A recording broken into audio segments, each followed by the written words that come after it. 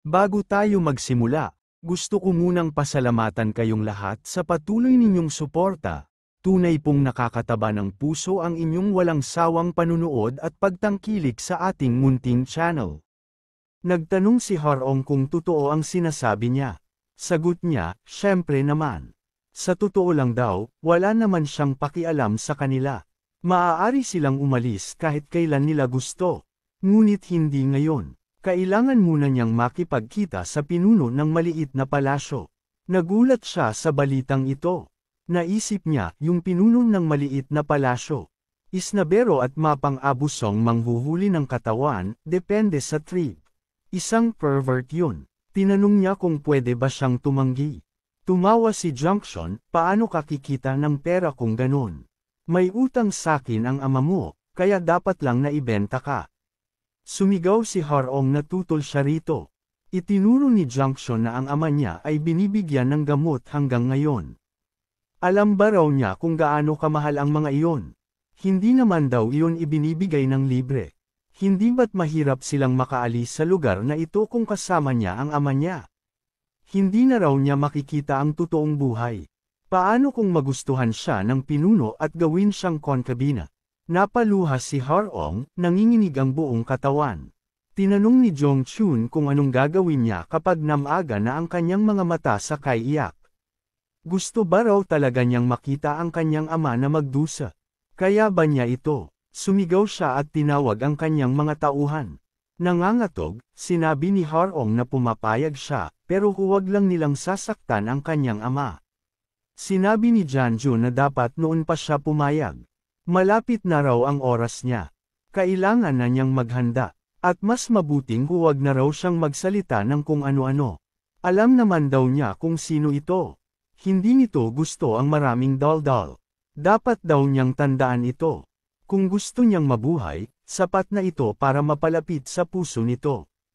Hindi na siya makapaghintay ng bukas. Kung mabebenta raw niya lahat ng bagay sa isang presyo, yayaman siya. Tumawa ng masama si Jung Chun. Makalipas ang ilang sandali, dinala ng isang katulong ang pangunahing tauhan sa bahay kung saan siya magpapahinga.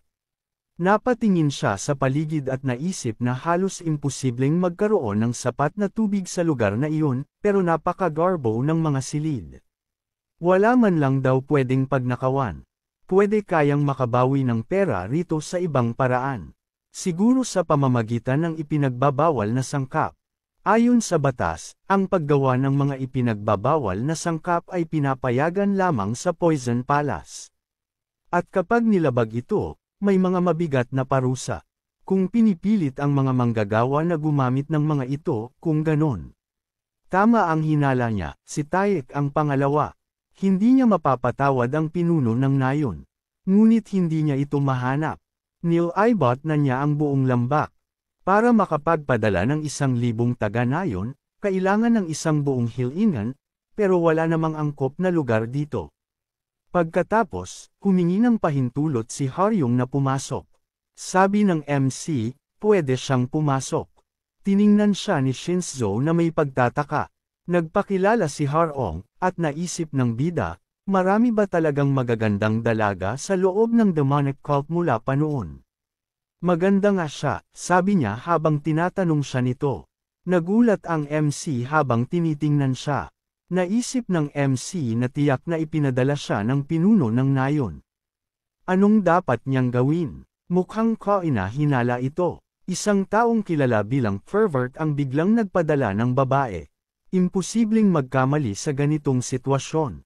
Biglang ginamit ni Chanzo ang kanyang kapangyarihan upang dumilim ang ilaw sa silid. Nagtanong si Haryong kung anong nangyari. Bumulong ang MC na manahimik siya. Habang pinagmamasdan ang kanyang ekspresyon, inisip ng bida na tila siya pa ang nagmungkahi nito at ngayon ay tinatitigan siya ng ganoon. Hindi siya ganoong klaseng tao. Tinanong ng MC kung natatakot ba siya. Sagot ni Harong sa nanginginig na tinig, hindi raw siya natatakot. Ngunit sinabi ni Chuno na iba. Ang pananaw niya. Sumigaw si Harong na totoo iyon, hindi siya natatakot. Huminga ng malalim ang MC at umupo sa kama na nakatalikod sa kanya. Tinanong ng MC kung alam ba niya kung sino siya, kaya siya narito. Sagot niya, siya raw ang batang pinuno ng Gwangyong cult. Paalala ng MC na kilala rin siya bilang isang pervert. Kung alam niya iyon, dapat ay handa na siya. Dapat niyang panuurin ito. Takot na tinanong ni Harong, anong sinasabi niya? Tanong ni Juno, bakit mo ko tinatanong? Kung nandito ka para sa iyong tungkulin, gawin mo na. Naiiyak si Harong at sinabing hindi niya talaga naiintindihan ang sinasabi nito. Sabi ng bida, lahat naman alam kung ano ang maaaring gawin ng lalaki't babae sa iisang silid. O hindi ka ba kusang loob na pumunta rito? Nanginginig ang boses ni Harong nang sabihin niyang mali siya. Sumigaw siya, anong ginagawa mo? Tanong ng bida, bakit natatakot ka na naman?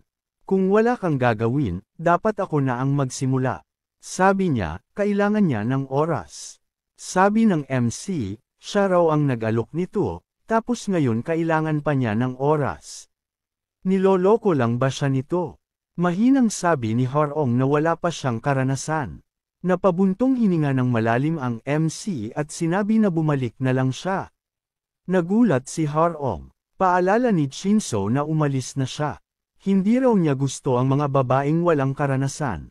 Biglang hinawakan ni Harong ang kanyang kamay. Tinanong ng MC kung anong ginagawa niya. Gusto ba niyang palakihin ito? Sabi niya, mali ang iniisip nito. Tanong ng MC, kung ganon, ano ba talaga? Mahinang sabi ni Harong, may gusto lang siyang itanong. Sumigaw siya habang namumula, bakit ka ba ganyan sa akin? Hindi ka ba talaga pervert?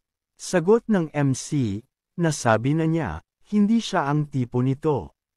Tinanong ni Harong kung kailangan lang ba niyang magmukhang tama. Sabay yakap niya sa kanya. Sumigaw si Chuno sa inis, pinigilan siya at itinulak palayo. Anong ginagawa mo? Sabi ni Harong, siya raw ang nagsimula nito. Sumigaw ang bida na pakawalan siya. Sigaw ni Harong, ayaw niya raw tumigil. Kaya niya raw itong gawin. Nagpambuno sila hanggang mapunta sila sa kama. Nagkatinginan sila. Nahihiya, sabi ni Harong, hindi siya lalaban.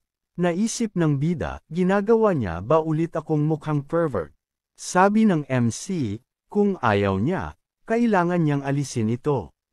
Ganon din sa iba, hindi ba siya natatakot? May luha sa mga mata ni Harong nang sabihing natatakot siya, pero gusto niya itong mangyari, kahit obligado pa siya.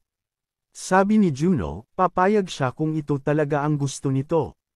Ginamit ng MC ang kanyang kapangyarihan at nawala ng malay si Harong. Naisip ng bida, ang demonic cult, hindi ito basta-bastang organisasyon. Maya-maya, nagising si Harong sa pagkabigla at napasigaw, pagkatapos ay nagsimulang magmasid sa paligid. Sabi ng MC na dito na muna nila tatapusin para sa araw na ito. Naisip ni Chuno na hindi naaalala ni Harong ang mga nangyari, pero hindi na siya dapat mag-alala, wala naman siyang ginawa sa kanya. Sinabi ng bida na ginawa niya ang lahat ayon sa kagustuhan nito. Masaya na ba siya ngayon? Sabi ni Harong na may gusto siyang sabihin. Naisip ng bida, iyon lang ba talaga ang kailangan para gumawa ng ganitong katangahan?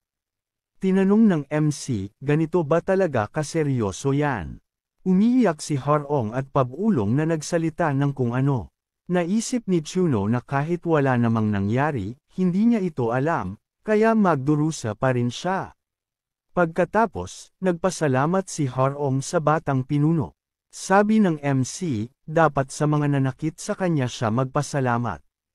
Naisip ng bida na isa siyang tapat at totoo na babae. Sabi ni Harong na kusang loob siyang pumunta, kaya nakiusap siya na iligtas siya at ang kanyang ama. Tinanong ng MC, nandito rin ang ama mo. Sabi niya, oo, at lumuhad siyang nagmamakaawa. Naalala ni Chuno ang babae sa kalsadang may pantal, at tinanong kung sadyang inosente siya o wala talaga siyang alam tungkol sa kanya. Napatingin si Pyong sa kanya sa takot. Tinanong ng bida kung bakit niya naisip na makikinig siya. Sagot ni Harong, ano pa ba ang pwede kong gawin? Naghihingi ako ng tulong. Naisip ng bida na mukhang materyosa ang babaeng ito para lapitan siya ng ganoon. Napaluha si Harong habang mahigpit na hawak ang kumot. Tinanong ng MC kung alam ba nila kung gaano kamapanganib at walang direksyon ang mga ginawa ng dating may-ari ng katawang ito. Sabi ni Chinso na handa naman siyang makinig, pero kung hindi niya mapuko ang kanyang interes, sisirain niya ito. Pwede na siyang magsimula. Nagulat si Harong at nakatitig sa kanya. Tinanong ng bida habang itinuro siya, bingi ka ba o pipi? Gusto mo na kitang sirain ngayon? Sabi ni Harong na may sakit ang kanyang ama. Kung wala siya sa tabi nito, hindi raw ito mabubuhay ni isang araw. Tanong ng bida, ano ngayon? Sumigaw si Harong na ang mga taong nakatira rito ay napakahamak. Yung iba nga ay hindi na maabot ang sarili nilang mga paa. Gusto niyang mabuhay kasama ang kanyang ama. Sabi ng MC, naiintindihan na niya ngayon ang sitwasyon nito. May gusto pa sanang sabihin si Harong, pero nagulat siya sa naging tugon nito. Tinanong ni Chuno kung ano ang pangalan ng kanyang ama. Sabi ni Harong na kapareho ng apelyido niya, at ang pangalan ay T. Nagulat ang MC sa narinig at agad na nagtanong. Kumpirmado ni Harong, T ang pangalan ng kanyang ama. Naisip ng bida, mas malala pa pala ito kaysa sa inaakala ko. Sabi ng MC na naiintindihan na niya siya. Makakapagpahinga na siya ngayon ng maayos. Maya-maya, napansin ni Chanzo ang isang bag at naisip na iyon ang gamot na iniinom ni Taek. Tahimik na lumabas ang bida mula sa silid at pumunta sa silid ng kanyang katulong. Jin Aiseng niya ito. Dumilat si Yulk at tinanong kung anong ginagawa niya roon, at bakit gising pa siya sa oras na iyon.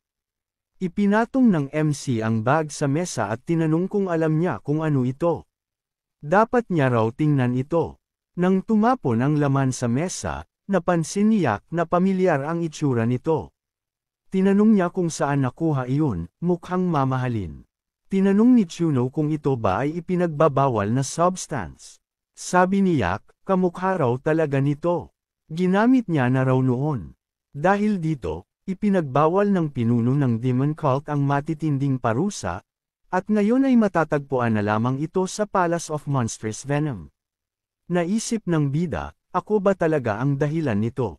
Walang limitasyon ang dating may-ari ng katawang ito. Tumawa si Yulek at ikinwento na noong 14 siya, sinunog niya ang Palace of Monstrous Venom, at lumabas pa ang pinuno nito na nakapijama. Naisip ng bida na masyado nang marami ang alam ng katulong niya. Sabi ng MC na dapat niya itong subukan. Tinanong siya kung bakit niya gagawin iyon. Iniutos ni Chuno na subukan niya ito. Ngunit tumawa lang si Yeltak at sinabing iyon ang ikatlong bagay na hindi niya kailanman gagawin. Una, pagsusugal. Pangalawa, pag-inom. Pangatlo, ilegal na substance. Kaya tumanggi siyang sundin ang utos. Tinanong ng MC kung hindi man lang niya kayang gawin iyon. Para saan ka pa? Sabi ng MC na subukan ito agad. Sumagot si Yulek na tumatanggi siyang gawin iyon. Itinuturo ng bida, na may galaw lamang ng kamay, na wala na siyang ibang pagpipilian. Agad na niyakap ni Yulek si MC sa leeg at kinilabutan ito, saka ngumiti ng malamig habang nakatingin sa batang pinuno. Inisip ng MC na parang biro lang iyon at hindi paghihiganti o galit. Bigla namang napaiyak si Yulek at humiyaw na parang naaawa sa batang pinuno. Puna ni Chuno na delikado ang agad na epekto nito. Ginamit ng bida ang kapangyarihan upang patulin ang kanyang lingkod, saka sinabi nitong makapahinga na ito. Humingi ng paumanhin ang lingkod. Inisip ng MC na tuluyang nawasak ng kanyang panloob na lakas ang epekto ng substansya, wala na itong mananakaw na anumang bunga. Lumakad si Chuno sa isang landas na hindi dapat tahakin. Nagalit ang MC, hinubad ang kanyang maskara. Sa kuweba, nakahiga si Tikik sa lupa, tumatawag kay Harong. Tinuwanan siya ng dalawang lalaki at pinag-usapan na hanggal na matanda ito, na hindi pa rin anino alam na dapat silang mag-alala sa sarili, aatupagin na nina MC ang kanyang anak na babae. Hinawakan ni MC ang isa sa mga lalaki sa binti at pinilit siyang ibalik ang anak ni Tikik. Sinimulang hampasin nito ng kamao habang tinatanong kung mayroon pa siyang lakas matapos uminom ng maraming ipinagbabawal na sangkap. Tinawag niya itong kaawa-awang matandang taga-trabaho sa bahay sugal. Bakit hindi pa iniutos ng pinuno ng nayon na patayin siya? Para sa anak niya lang daw iyon, dahil nabenta na raw ito sa batang pinuno, papalapit na ang kanyang kamatayan. Mula pa raw sa simula ay hindi na siya magkagusto. Ngunit kakaiba raw ang tingin ng matanda. Minsan itong mahalagang tao, malamang negosyante sa kahit maliit na kalakalan, o kasama ng pari-pari sa Palace of Sacred Flames. Tiningnan ni Tikik ang matanda ng seryoso at tinanong kung gusto ba niyang pumatay rito. Sabi ng mga kasama niyang huwag munang kumilos, ayaw raw niyang parusahan ni Jiang Chun. Pwede namang sabihing nagkasakit lang. Para raw sa kanya, dapat titigan ng mga matang iyon, ang sagang nitong pagmamataas. Kumilos ang matanda ng gabi, gumapang papalapit sa kanila, paulit-ulit na humihiling na ibalik ang anak niya. Hinayla siya ng isa sa mga lalaki sa buhok at tinawag na matigas ang ulo, saka pinatamaan ng malakas sa ulo sa lupa. Pinagsipa siya at nagbabanta na papatayin kung gagawin uli iyon, pupuputulin ang mga mata kung magtatangka pa siyang magmukhang ganyan. Umalis sila at tinanong kung mamamatay ba siya kung iiwan lang nila siyang ganyan, maraming dugo na rin raw ang nawala. Ano raw ang epekto sa kanila? Isa na lang matanda ang mawawala sa yungib na iyon, hinampas sa ulo at napatay. Patay sa kalin na lang daw nila ang mga basura. Kahit kapaki-pakinabang pa ang mga anak ng bilanggo, nagsasagawa sila ng gabing-gabi ng paggawa ng substansya para sa inaakala nilang pagpapagaling sa mga magulang, hindi nila alam na binibili lamang nila ang produkto ng sariling katawan. Iniisip nilang nasa ospital lang ang matatanda at mabubuti ang buhay nila. Sa kabila ng lahat, pag nagkasundo sina Jiang Chun at ang batang pinuno, baka makaalis na rin sila rito. Nagpatuloy sila sa madilim na pasilyo nang biglang nahimite ang isa sa mga lalaki at bumagsak sa lupa. Nagtanong sana ang pangalawa, nang mabuntunan ito ni Jag sa likuran gamit ang palad. Tumingin ito sa paligid na galit at sabi na hindi sapat na magbukas lamang ng bahay sugal sa lambak, pinipigil at pinapaarawan rin daw nila ng lason ang matatanda. Yumuko siya sa tabi ng hindi gulat na gwardya at naisip na hindi iyon ang lahat, nasa likod raw ng pinto ang pinagmumulan ng substansya. Kinuha niya ang susi at napagtanto na hindi niya maaagapan ang mga tao, wala silang kontrol sa sariling katawan. Kung pakakawalan niya sila, lalong lang pipinselin. Sisikapin niyang balikan sila balang araw. Narinig niya si Tess na gumagapang patungo sa hola, nananawagan kay Harong. Lumapit siya, sinuri ang kalagayan nito, at napagtanto na malubha ang kondisyon, at wala siyang ibang magagawa sa ngayon kundi